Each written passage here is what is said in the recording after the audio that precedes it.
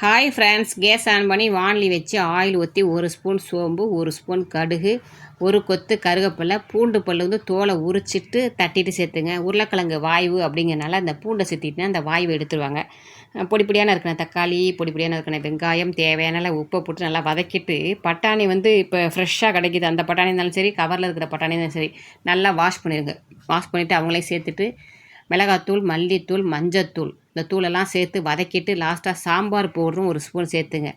சேர்த்துக்கிட்டு கொஞ்சமாக தண்ணி ஊற்றி இந்த பட்டாணியை வேக வைங்க. பட்டாணி வந்து சீக்கிரமே வெந்துடுவாங்க.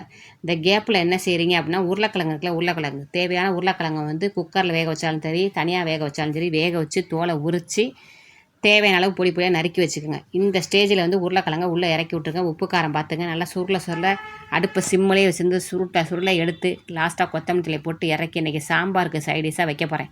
அருமையாக இருக்குங்க பட்டாணி உருளைக்கிழங்கு வறுவல்.